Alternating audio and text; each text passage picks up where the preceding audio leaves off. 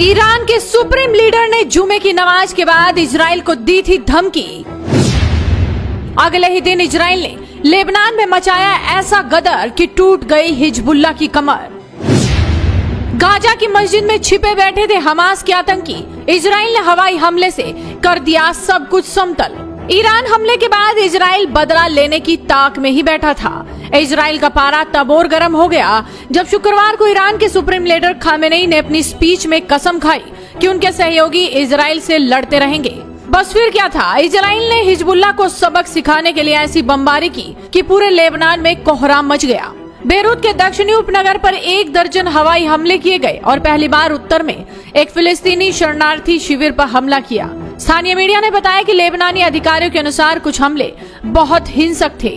Israel ने Hezbollah का गढ़ माने जाने वाले शहर बेरूत में ऐसा कहर बरपाया कि लगभग 30 मिनट तक आसमान में लाल और सफेद रंग की चमक दिखाई दे रही थी। लेबनान की राष्ट्रीय समाचार एजेंसी ने कहा, इजरायली दुश्मन के युद्धक विमानों ने दक्षिणी उपनगरों में 4 बहुत हिंसक हमले किए और चफेत क्षेत्र पर एक हमला किया। इजरायली सेना ने कहा कि उन्होंने दक्षिणी लेबनान के अंदर जमीनी अभियान शुरू करने के बाद से 400 से ज्यादा हिजबुल्लाह लड़ाकों को मार गिराया है। इजरायली सैन्य प्रवक्ता रियर एडमिरल डैनियल हैगरी ने एक टेलीविजन ब्रीफिंग में कहा कि ग्राउंड पर हमले के बाद से सेना ने जमीन और हवा से लगभग 440 आतंकवादियों को मार गिराया है, जिसमें विभिन्न रैंकों के 30 कमांडर शामिल हैं। जंग के बीच इजरायली सेना ने बेरूत के दक्षिणी उपनगरों से निवासियों को खाली करने के लिए एक नया आह्वान भी जारी किया। प्रवक्ता विचाई एड्राई ने AFP के हवाले से कहा, अपने और अपने परिवार के सदस्यों की सुरक्षा के लिए आपको तुरंत नामित यानी वो इमारत जिसको इजराइल टारगेट करेगा, इमारतों और उनके आसपास की इमारतों को खाली कर देना चाहिए और उनसे कम 500 मीटर दूर चले जाना चाहिए।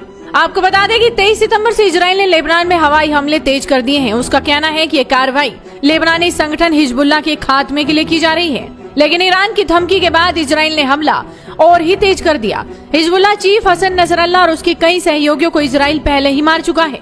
इसके बाद अब हिजबुल्लाह को खत्म करने के लिए इजराइल ने दक्षिणी लेबनान में जमीनी सैन्य अभियान भी शुरू कर दिया है। अल जजीरा की एक रिपोर्ट के मुताबिक लेबनान के स्वास्थ्य मंत्रालय का कहना है कि देश भर में इजराइल के हमलों में अब तक 2000 से ज्यादा लोग मारे गए, जिनमें 127 बच्चे और 261 महिलाएं शामिल हैं। लेबनान में इजरायली हमलों के बाद कई देशों ने अपने नागरिकों से देश छोड़ने की अपील कर दी है। इसके अलावा 8 अक्टूबर 2023 को हिजबुल्लाह ने गाजा में हमास के प्रति एकजुटता जाहिर करते हुए इजराइल पर रॉकेट दागने शुरू किए थे, लेकिन समय के साथ जंग का माहौल बदला और आज की तारीख में इजराइल हमास को गाजा में बर्बाद करने के बाद हिजबुल्लाह को बर्बाद करने में लगा है।